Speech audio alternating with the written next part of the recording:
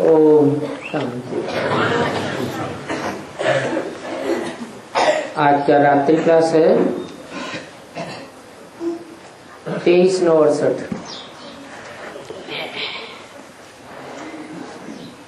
आबू प्रदर्शनी का किताब बनाया था, क्योंकि आबू का तीर्थ है सारी दुनिया में मुख्य।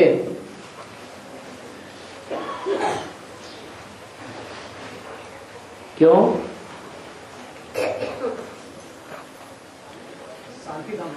क्या कारण है? वहाँ पर परमपिता परमात्मा अवतरण करके ज्ञान करते। तीर्थ कहा जाता है तीर्थ। तीर अर्थात किनारा, अर्था माने स्थान,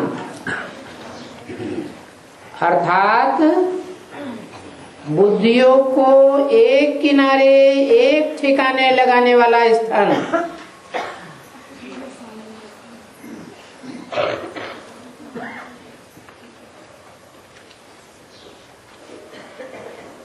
जब सारी सृष्टि का विनाश होगा, उससे पहले हर मनुष्य मात्र को परमात्मा बाप की पहचान हो जाएगी।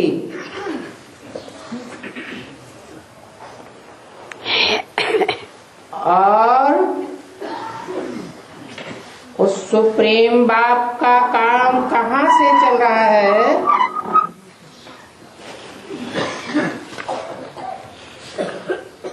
कहाँ से वो शक्ति आ रही है?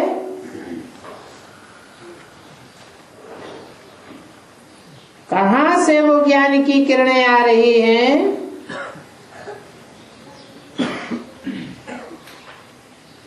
वो सारे मनुष्य मात्र को पता चलेगा।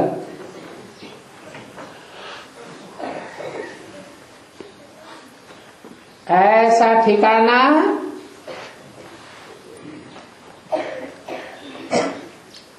माउंट आबू ही होगा।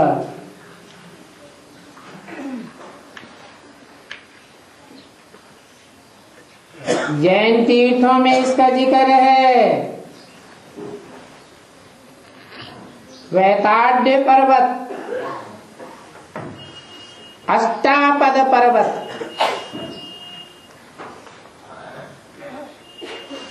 आठ पद जहां से डिक्लेयर होते हैं,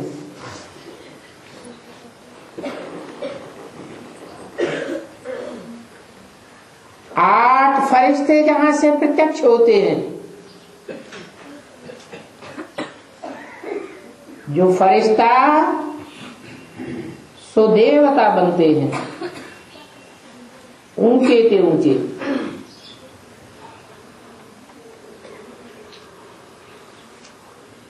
जो सारी सृष्टि के पूर्वज हैं,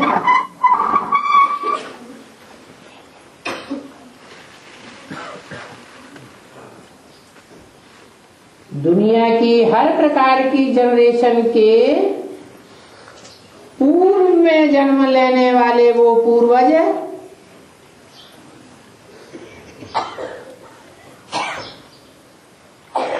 सभी को मान्यता प्राप्त है।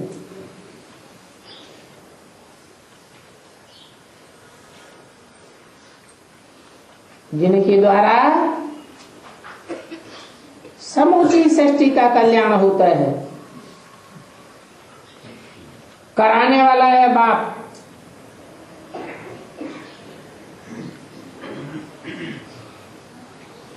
तो सारी दुनिया का बुद्धि योग उस बाप के ठिकाने पर पहुंचता है, जहां से साकार सृष्टि में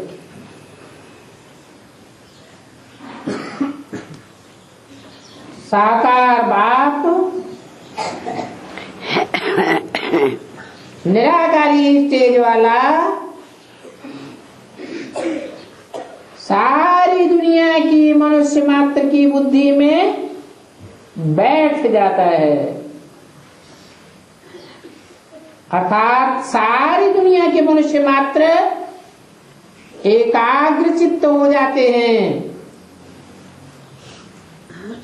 सबकी बुद्धि को ठिकाना मिल जाता है, सब पहचान जाते हैं कि वो सुप्रीम सोल बाप गॉड फादर एक व्यापी है।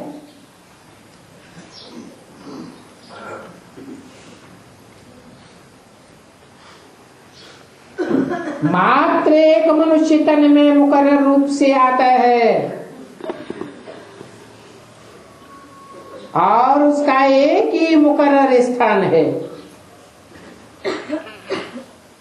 सबकी मन बुद्धि रूपी आत्मा को ठिकाना उस स्थान पर मिल जाता है। तो जैसे इस साकार सृष्टि पर वो माउंट आबू तीर्थ स्थान परम धाम बन जाता है, क्योंकि मनोबुद्धि रूपी आत्मा सबकी एक ठिकाने लग जाती है।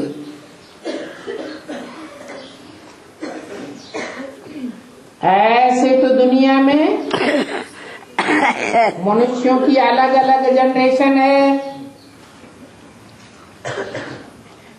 जो अलग अलग स्थान पर अपना स्थान मानते हैं, जिसे तीर्थ कहते हैं। मुसलमान लोग मक्का को मानते हैं,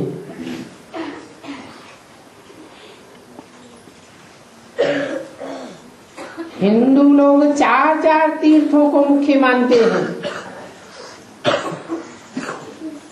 कोई यरूशलेम को मानते हैं,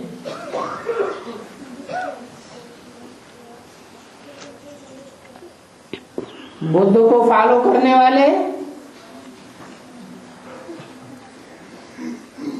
बुद्ध की महाप्रयाण स्थली को मानते हैं।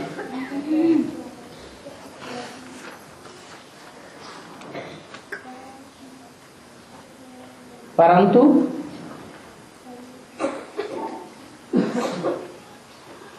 सच्चा ठिकाना तो सबका एक है ना।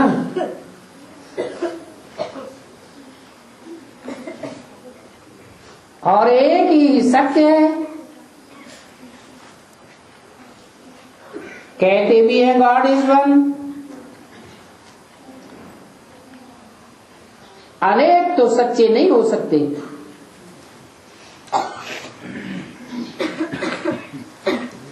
तो एक जो सत्य है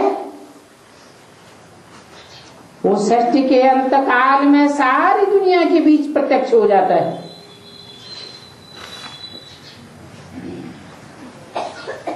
तो सभी धर्मों का तीर्थ आबू समझा गए।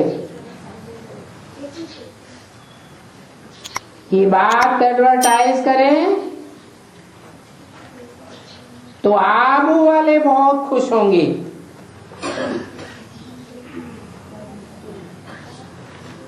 कि दिलवाला मंदिर जैन धर्म वालों ने बनाया है,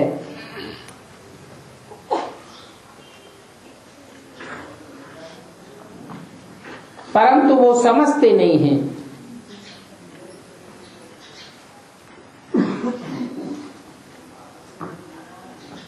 कि जैन धर्म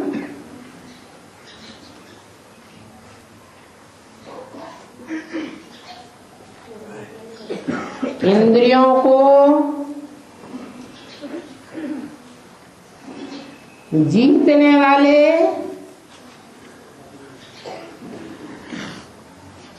जिनकी यादगार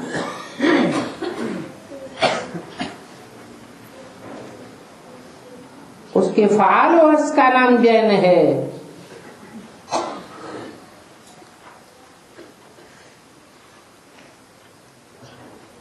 जिन अर्थात जीता, इंद्रजीत कहा जाता है। इंद्रियों को जीता, इंद्रिय जीते जगत जीत कहा जाता है।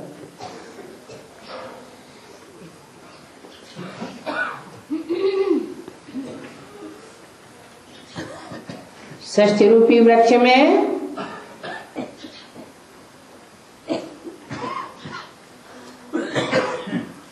वो इंद्रियों को जीत दिलाने वाला धर्म अव्वल नंबर में है।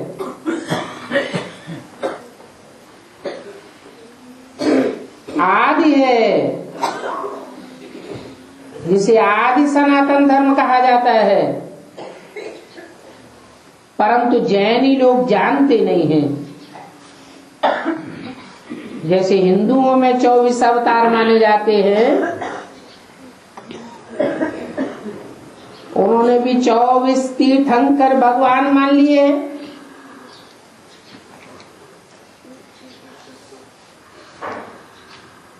दिलवाड़ा मंदिर जैन धर्म वालों ने बनाया है। वो भी आदिदेव को मानते हैं, आदिनाथ कहते हैं। जैसे हिंदुओं में आदिदेव शंकर को कहा जाता है। शंकर की मूर्ति भी नग्न बनाते हैं और तीर्थंकर को भी नग्न दिखाते हैं। अर्थात निराकारी स्टेज वाला, जैसे कि हाथ पांव नाक आंख कान है ही नहीं, देह की श्रुति से परे।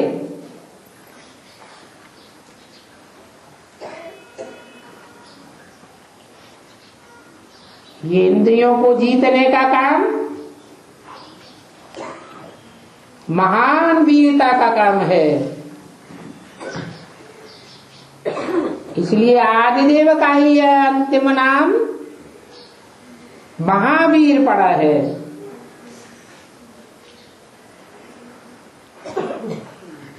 तुम बच्चे भी माया पर जीत पाने वाले महावीर बनते हो। बाकी तो दुनिया में कोई में ज्ञान है नहीं कि महान वीरता क्या होती है। वो सारी दुनिया को हिंसा पर विजय पाना चाहते हैं। हिंसा के आधार पर सारी दुनिया में विजय पाना, इसको महान वीरता समझते हैं। परंतु हिंसा के आधार पर हिस्ट्री में कोई ने भी विजय नहीं पाई। सारे विश्व के ऊपर अर्थात उसे महावीरता नहीं कहेंगे।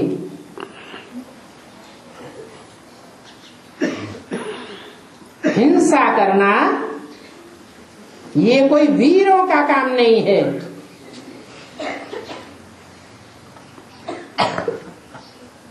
वीरों का काम है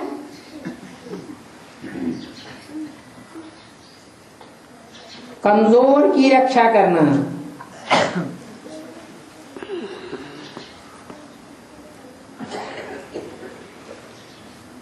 वास्तव में तो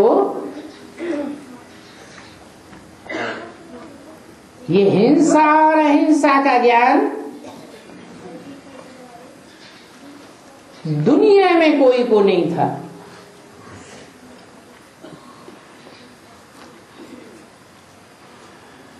लक्ष्मी नारायण को भी हिंसा और अहिंसा का ज्ञान नहीं था।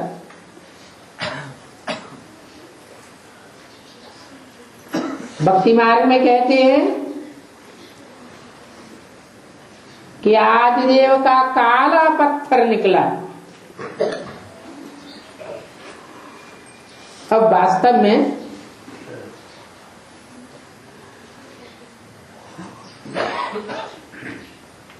काला तो कलयुग में बनते हैं, काल अर्थात तमो प्रधान। तो काले तो अभी हैं, इसलिए नारायण को भी काला दिखाई दिया है, जगन्नाथ को भी काला दिखाते हैं, श्रीनाथ को भी काला दिखाते हैं, राम को भी, कृष्ण को भी काला दिखाते हैं। सब कलयुग के अंत में आकर के काले बन जाते हैं, पत्थर बुद्धि बन जाते हैं। ऐसे पत्थर बुद्धि में फिर बाप की प्रवेशता होती है। जैसे कि निचाट काला पत्थर बन जाते हैं,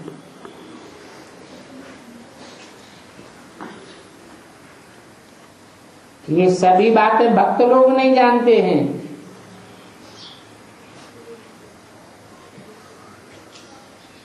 तो आबू की एडवर्टाइज तुम बच्चे अच्छी रीति कर सकते हो,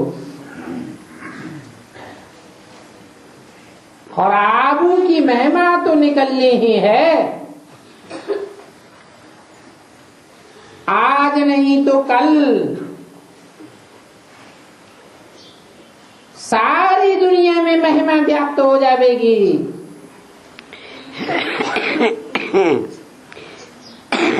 तो आबू दर्शन वाला किताब भी कोई को दे सकते हो।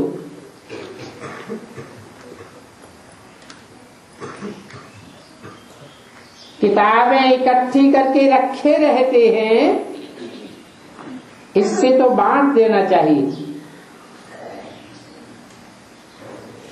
आबू में एक है दिल वाला मंदिर आदिदेव का,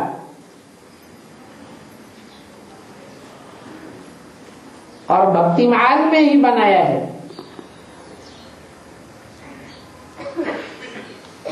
मंदिर तो सब यादगार है, भक्ति मार्ग में यादगार बनाई हुई।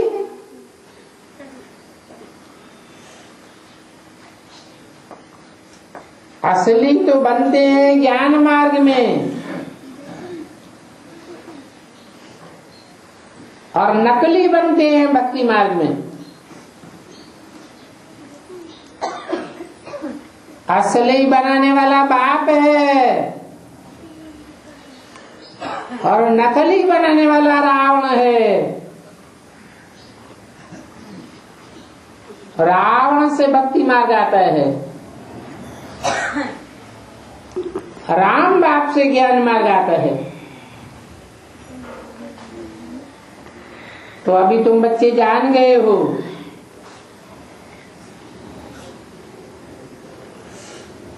ये है तुम्हारा चैतन्य दिल वाला मंदिर।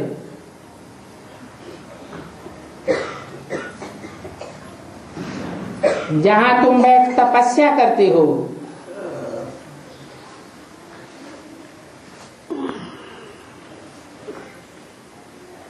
तो उन्होंने उसी स्थान पर यादगार बनाया हुआ है।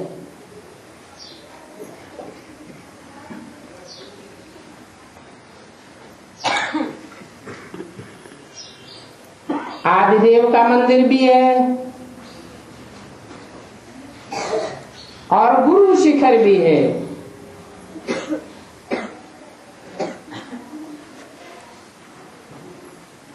वो आदिदेव है,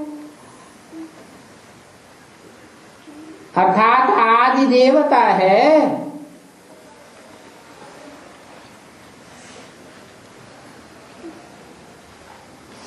उससे आदि में कोई देवता होता नहीं।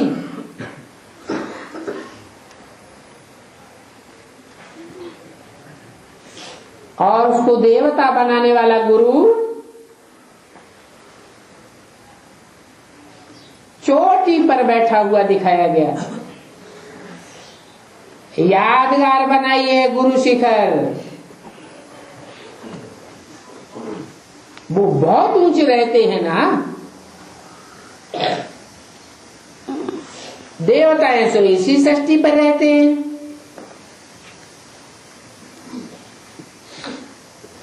देवताओं को देवता बनाने वाला सदगुरु तो बहुत ऊंची स्टेज में रहते हैं। ऊंच ते ऊंच भगवान गाया हुआ है,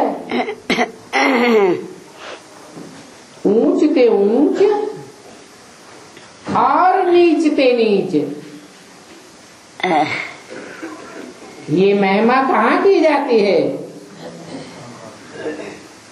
साकार सृष्टि पर की जाती है या परमधाम में की जाती है? साकार सृष्टि पर ऊंच ते ऊंच भी है और नीच ते नीच भी है, परंतु वो बात नीची सृष्टि पर आता है, नीच ते नीच पाटधारी में आता है, बड़े से बड़े कांटे में आता है, पत्थर बुद्धि में आता है, तो भी ऊंचे ते ऊंचे सदैव पार्ट बजाने वाला है, कभी नीची स्टेज में नहीं आता।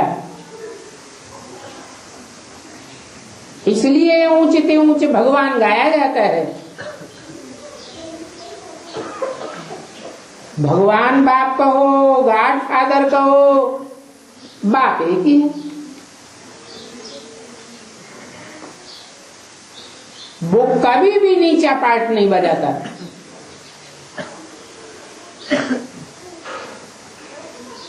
देवताएं ऊंचे बनते हैं तो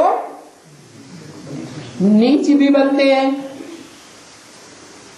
लेकिन मनुष्य को देवता बनाने वाला वो सदगुरु सदैव ही ऊंचा है, गाया जाता है।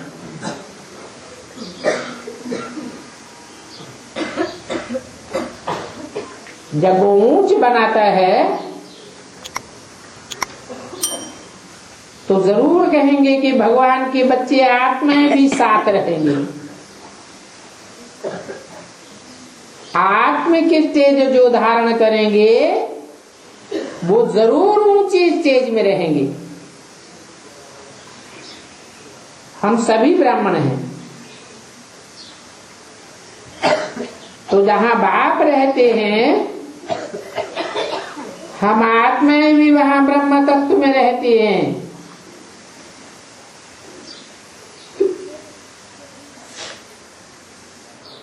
सभी बातें तुम बच्चों की बुद्धि में है। तुम जानते हो जो जड़ मंदिर है, जो भक्ति मार्ग में बनाया है, यादगार है। कभी तुम ही चैतन्य में बने थे,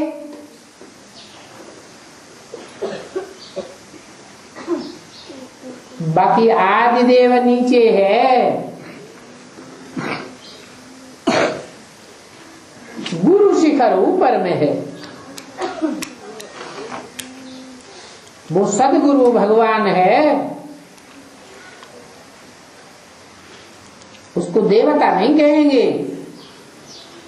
और तुमको तुम्हारी ऊंची स्टेज में तुमको देवता कहेंगे, भगवान नहीं कह सकते। भक्ति मार्ग में तो कह देते हैं तुम भी भगवान हम भी भगवान।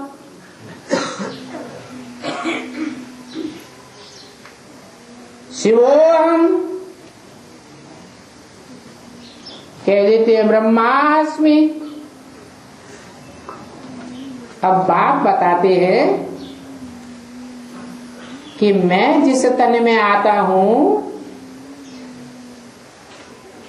टेम्पररी पार्ट बजाऊं या मुकर्रर रूप से पार्ट बजाऊं तो उस तन का नाम ब्रह्मा रखता हूं। बाकी ऐसे नहीं है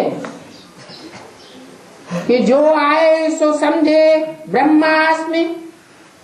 मैं ब्रह्मा हूं, शिवोहम, मैं शिव हूं।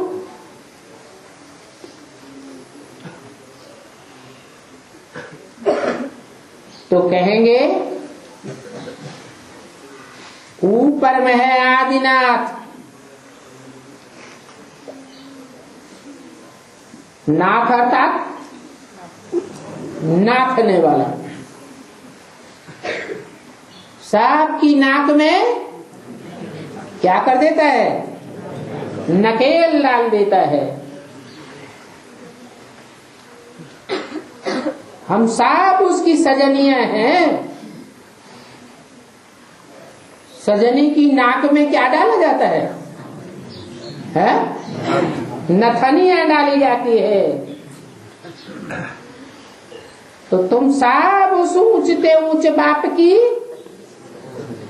सजनियां हो।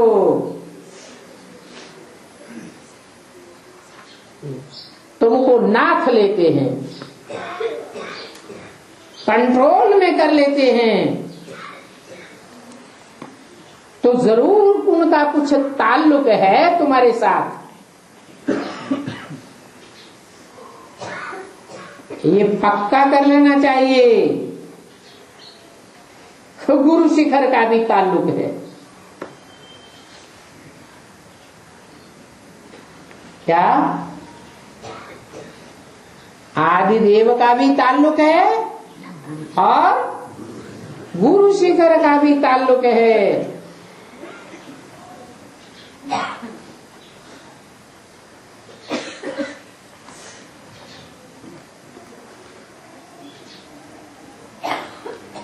तुम्हारा भी मंदिर है और तुम्हारे में भी नंबरवार हैं,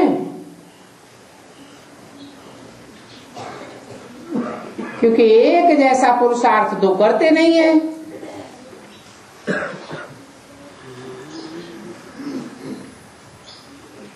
महारथी, घोड़े सवार, प्यादे, महावीर तो होते ही, परंतु जैसा अवलंबन निश्चय होना चाहिए, अटूट अटल अडोल निश्चय, ऐसे कोई बिरले ही हैं। नहीं तो बहुतों का निश्चय और संशय चलता ही रहता है।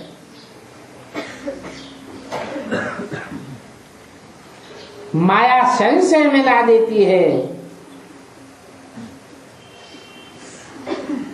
नहीं तो दुनिया वालों का कब बाप में संशय होता है क्या? कोई से पूछो तुम्हारा बाप कौन है, तो धड़ाक से कहेंगे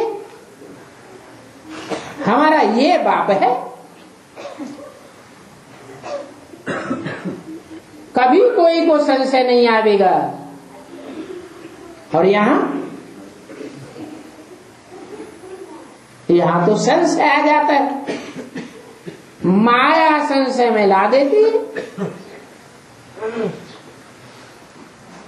माया तुम्हारी बुद्धि को एक ठिकाने ठहरने नहीं देती है।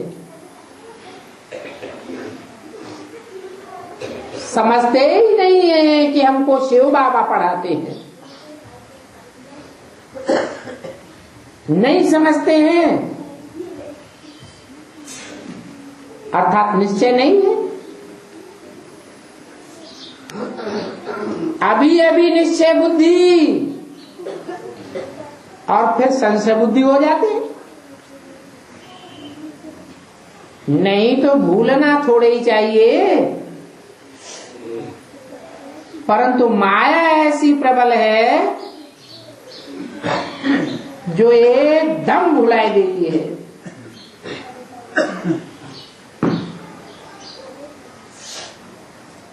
पत्थर बुद्धि बनाई देती है। बाप कहते हैं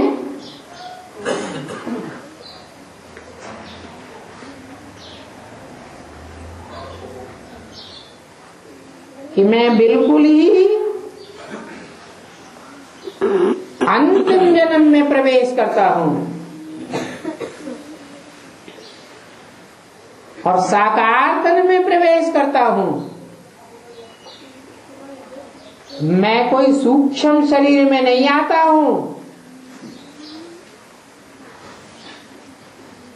बहुत जन्मों के अंत के भी अंत में आता हूं। अगर इस बात पर निश्चय हो तो फिर भूल क्यों जाएं?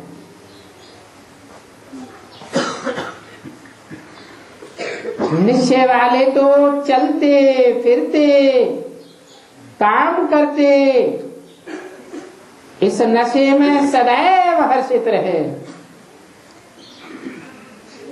परंतु माया भुलाई देती है। एकदम जैसे मुर्दे मिसल बन जाते हैं, जैसे मुर्दे का कोई सोच विचार नहीं चलता,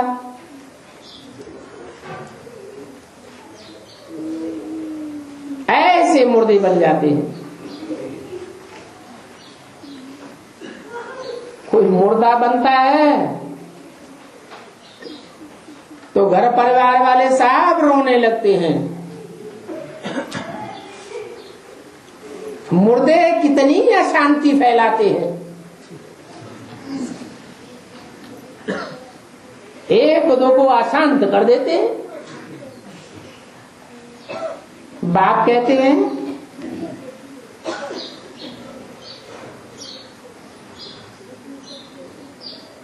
कि मैं तो बिल्कुल साकार तन में आता हूं, परंतु कोई बिरलाई है तो स्थायी रूप से निश्चय बुद्धि होकर के याद करते हैं। ये आदिदेव है जिसमें बाबा प्रवेश करते हैं।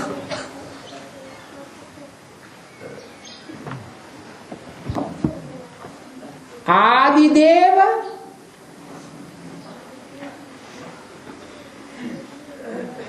फिर आदिनाथ गाया हुआ है।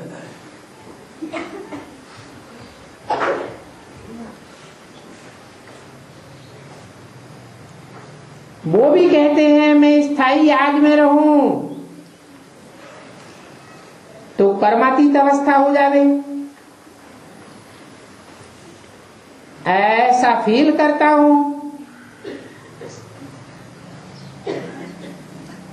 क्योंकि हमेशा याद रहे इसके लिए ही पुरुषार्थ करना होता है। बाप भी समझते हैं कि आस्ते आस्ते पिछाड़ी में पक्के निश्चय बुद्धि बन जाएगी, नहीं तो निश्चय में बार बार संशय आता रहता है।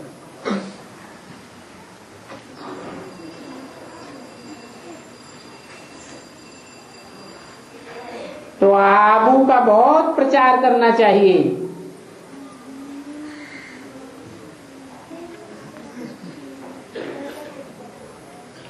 ये बड़े से बड़ा तीर्थ है क्या? क्या बड़े से बड़ा तीर्थ है? आबू, जड़ाबू है, चैतन्य आबू भी है?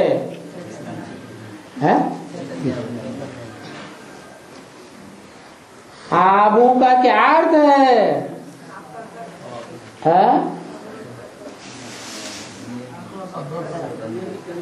आ प्लस बू,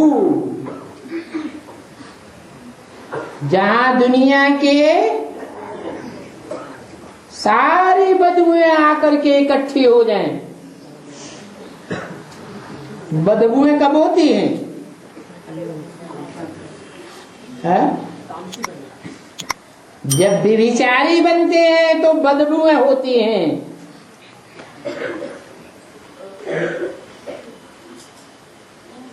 अब व्यभिचारी में कोई प्रकार की बदबू नहीं हो सकती।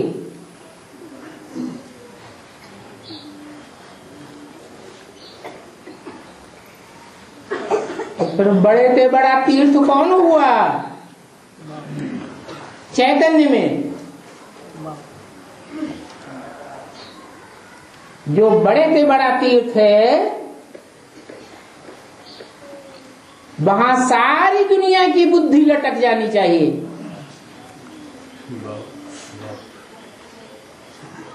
अर्थात वो है आदिनाथ, सबकी मन बुद्धि को नाथने वाला।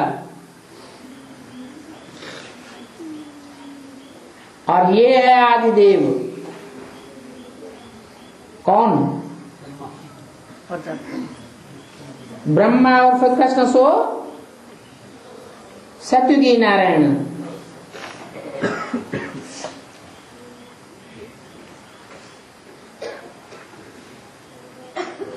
तो पक्का बुद्धि में बैठ जावे। ये आबू तीर्थ बड़े से बड़ा तीर्थ है।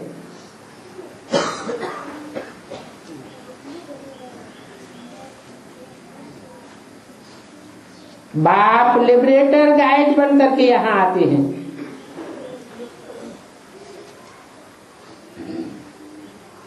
यहाँ आकर के लिबरेशन का काम करते हैं।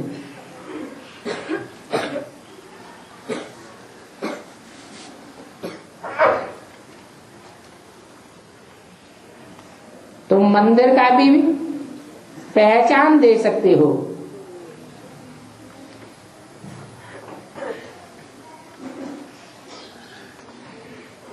कोई को बता सकते हो कि ब्रह्मा के बच्चे यहाँ तपस्या कर रहे हैं।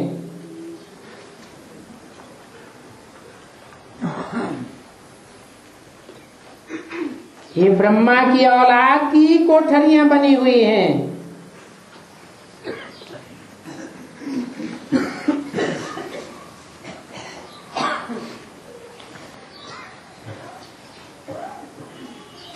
वो कोठरियां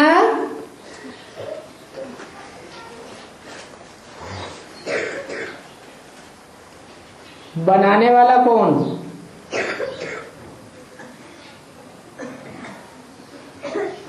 जिन कोठरियों में बैठे तपस्या की है, वो कोठरियां कौन बनाता है? शिव बाबा बनाते हैं। कोई की बड़ी कोठरी बना देते हैं, कोई की छोटी बनाई देते हैं, कोई के अव्वल नंबर पे बना देते हैं, कोई की लास्ट नंबर पे बना देते हैं। सब कुछ बाबा ही कर देते हैं। तो खुद करते हैं ना। बाप तो कहते हैं तपस्या की तो बात ही छोड़ो, तुम सारी राजधानी अपने लिए स्थापन करते हो अपनी ही मेहनत से। क्या माउंट आबू में भक्ति मार्ग में जो बड़े बड़े महलमाड़ियां अटारियां बनाए हुए हैं, वो तो पैसे वालों ने बनाए हैं। लेकिन बाप तो गरीब निवाज है। तुम गरीब बच्चे दिलवाड़ा मंदिर के एरिया में अपनी तपस्या भूमि, अपनी कोठरी, अपनी झोपड़ी अपने आप ही तैयार करते हो। उस झोपड़ी में तुम भी तपस्या करते हो और कौन दिखाए हैं? और तुम्हारी रचना भी दिखाई हुई है। एक एक कोठड़ी में माता पिता और बच्चे भी दिखाए हुए हैं।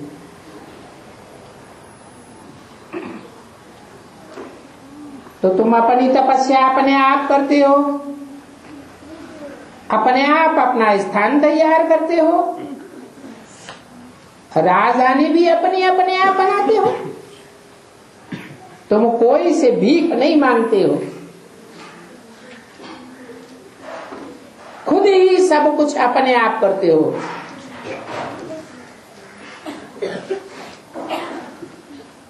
वो तो भक्ति मार्ग में कोठरियां बनाई दी है। अभी तुम बच्चे योग बल से सारा काम कर रहे हो।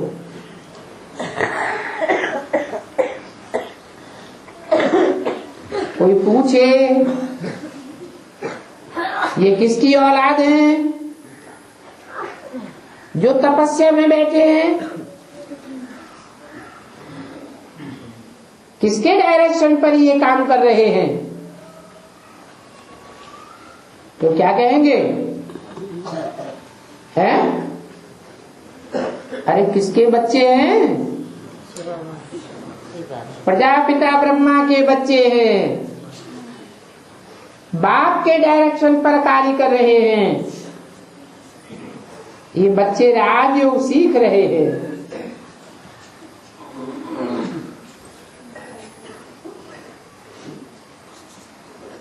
तो प्रैक्टिकल में महसूस होता है कि ऐसे बच्चे हम ही हैं जिनके लिए मुरली में पहले ही इशारा दे दिया है कि दिलवाड़ा मंदिर तुम बच्चों की यादगार है, ये जड़ यादगार है। और अभी देखो तुम चैतन्य में यहां बैठे हो। कहां? किस एरिया में है? दिलवाड़ा मंदिर में। तो चैतन्य में बैठने के लिए घरौंदा भी अपना अपने आप बनाना पड़े या नहीं बनाना पड़े? है? बनाना पड़े, अपने लिए भी बनाना पड़े और अपनी जो जनरेशन है उसके लिए भी बनाना पड़े। तो बच्चों को कितनी खुशी होनी चाहिए इस बात में।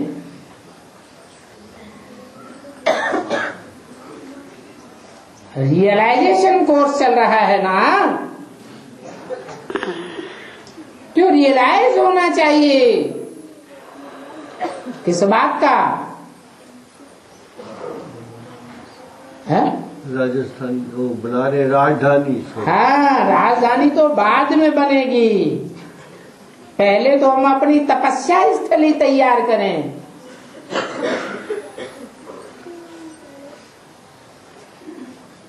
ऊंच से ऊंच बाप आकर इन कोठरियों में स्थापना करते हैं।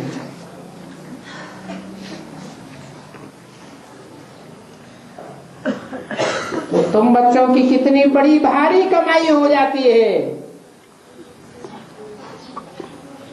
झोपड़ियां, कोई महलमाड़ियां अटारियां नहीं है। झोपड़ियों में तुम्हारी कितनी कमाई हो जाती है, भारी कमाई है। कोई तो फिर ऐसे भी है जो कमाई करते करते जाकर गटर में पड़ते हैं।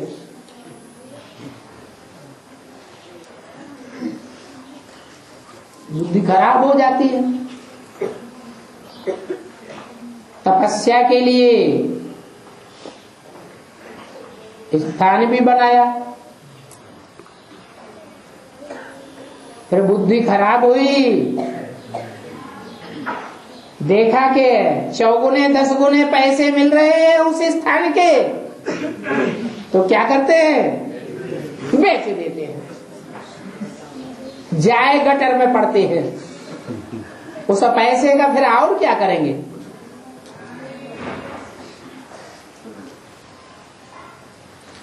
की कमाई सारी चट कर देते हैं। कुरुक्षेत्र का समाचार भी बच्चों ने सुना। कहां का समाचार, वो है भक्ति मार्ग का कुरुक्षेत्र, जो यादगार बनाया हुआ है।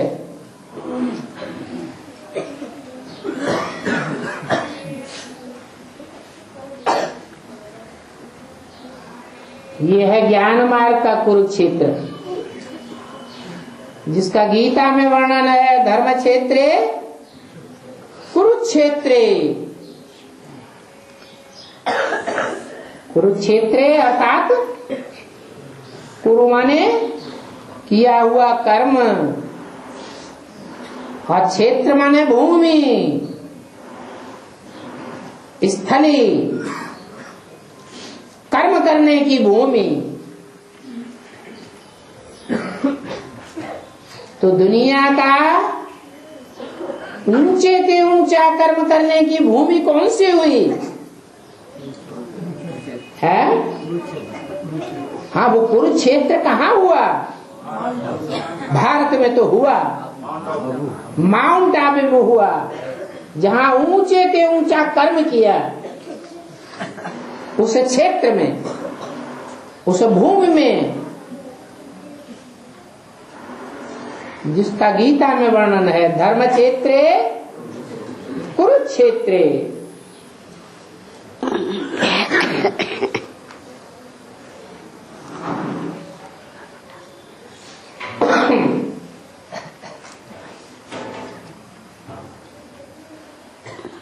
वो कुरुक्षेत्र तो भक्ति मार्ग का है।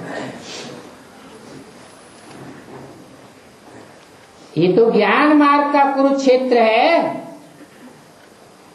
जहां तुमने तपस्या का कर्म किया है। आदिदेव का मंदिर ऊपर में है और आदिदेवी का नीचे है। तो तपस्या में अंतर पड़ा या नहीं पड़ा है? अंतर पड़ा। क्या अंतर पड़ता है? आदिदेव की तपस्या ऊंची स्टेज की है और आदिदेवी की तपस्या उसके मुकाबले उतनी ऊंची नहीं है। तो आदिदेवी का मंदिर नीचे बना हुआ है, यादगार है।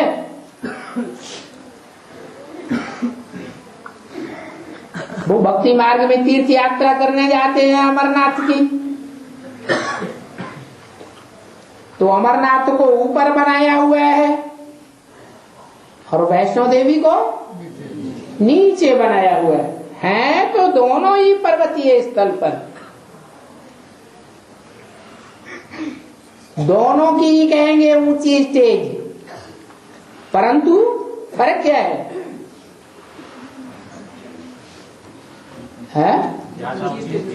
हाँ, वो बहुत ऊंची स्टेज है।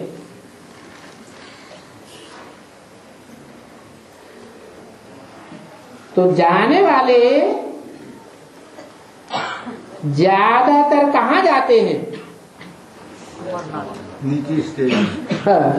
ऊंची स्टेज में ज्यादा लोग जाएंगे या नीची स्टेज में जाएंगे? नीचा पुरुषार्थ करने वालों की संख्या ज्यादा होती है या ऊंचा पुरुषार्थ करने वालों की संख्या ज्यादा होती है? नीचा पुरुषार्थ करने वालों की संख्या जास्ती होती है। इसलिए देवी के भगत बहुत तादाद में वैष्णो देवी में जाते हैं। ऐसे ही यहां भी देखने में आता है। आदिनाथ मंदिर तक जाने वालों की संख्या कम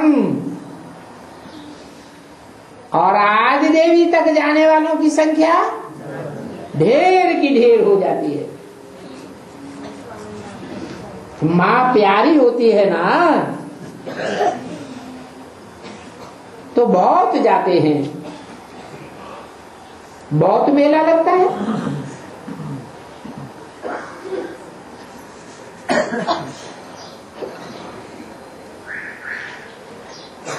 तो प्राचीन भारत का राजयोग उसकी यादगार नीचे नहीं है, आदि देवी के मंदिर की ओर नहीं है। कहाँ है? ऊपर है। प्राचीन भारत का राजयोग यहाँ दिलवाड़ा में देख सकते हैं।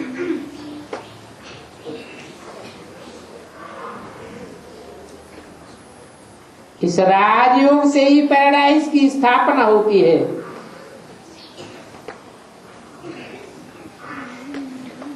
क्या कहा है? टॉपमोस्ट पुरुषार्थ को जो फॉलो करते हैं वो पैराडाइज स्थापन करते हैं। नीचा लक्ष्य लेते हैं तो पैराडाइज स्थापन नहीं होता है।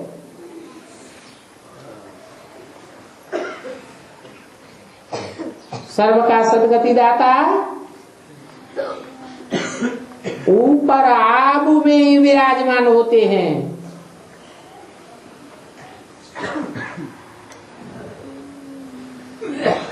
क्या कहा? ऊपर विराजमान होते हैं, नीचे नहीं आते हैं क्या? है?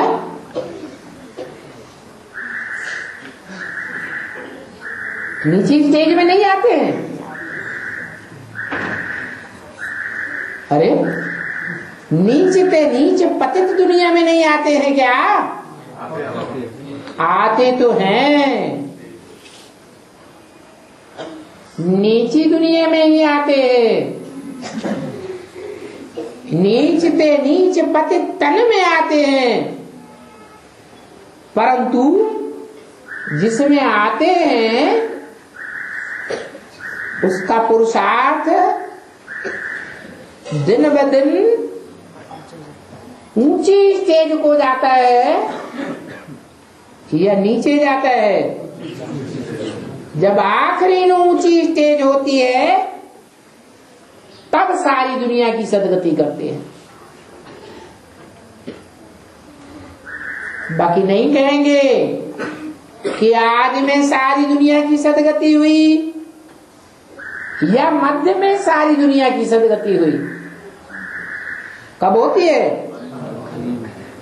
जिस नीचे ते नीचे तन, नीचे ते नीचे दुनिया में आते हैं, नीचे ते नीचे गांव में आते हैं, गंदे से गंदे गांव में आते हैं।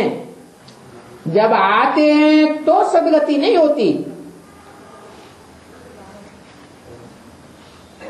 जब आप समान बनाते हैं तब सारी दुनिया की सदगति होती है।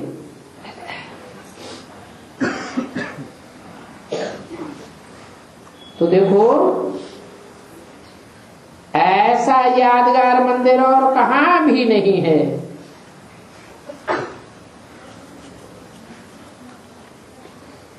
जहां परमपिता परमात्मा राजयोग सिखाया हो। आबू में प्राचीन योग सिखलाते हैं। ये बातें तुम अखबार में भी डाल सकते हो कि बाप ने पैराडाइज कैसे बनाया।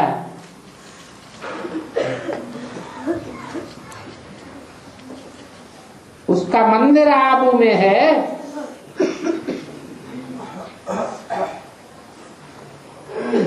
जो बड़े बड़े महारथी हैं, बड़े बड़े महारथी कहे जाते हैं, लेकिन मुरली भी नहीं पढ़ते हैं। उनको अपना ही अहंकार रहता है। समझते हैं कि मुरली में पॉइंट तो वो ही है जो रोज आते रहते हैं। ऐसे नहीं समझते कि जो पुराने पुराने मुरली के पॉइंट है, बाप सुप्रीम टीचर बन करके उन पुराने पॉइंट्स को ही नया बनाकर पेश कर देते हैं, तो नई नई बातें निकल पड़ती हैं। इसलिए कहते हैं रोज गुह्यते गुह्य राज समझाता हूं। गीता में भी गायन है, गुह्यात गुह्यतरम ज्ञानम, गुह्यते गुह्य राज समझाता हूं। ऐसे नहीं कि पुरानी पुरानी बातें ही सुनाता रहता हूं। वो तो भक्ति मार्ग में होता है क्या, कि जो शास्त्र हैं वो ही पुराने शास्त्रों का ज्ञान भक्ति मार्ग में सुनाते रहते हैं। कोई नई बातें तो बताते नहीं। और यहाँ तो बाप नित नए नए नए पॉइंट सुनाते हैं। तो महारथी भी कायदे मुजब अर्थ सहित गहराई में जाकर के मुरली नहीं पढ़ते हैं। ये भी लिखना है कि जो ब्रह्मा कुमार कुमारियां हैं वो ही इन बातों को समझा सकती है। अगर नहीं समझाते हैं या नहीं समझा सकते हैं तो ना समझ, तो ब्रह्मा कुमार कुमारियां नहीं है, अर्थात ब्रह्मा के मुख से पैदाइश उनकी नहीं हुई है, मुखवंशावली नहीं है। क्या है? कुख वंशावली है। ब्रह्मा की कोख अर्थात गोद से प्यार लिया है, गोद से प्यार किया है, गोद को याद करते हैं, ब्रह्मा की देह को याद करते हैं, लेकिन उनके वर्षंस को याद नहीं करते, वर्षंस की गहराई को नहीं समझते हैं, तो फिर समझाए भी नहीं सकते। जो ब्रह्मा कुमार कुमारी असली हैं वो ही इन बातों को समझा सकते हैं, और कोई भी नहीं। तुम्हारी बुद्धि में तो बैठा है। तो म्यूजियम आज में भी ये पॉइंट्स अच्छी रीत उठानी है। कौन से पॉइंट?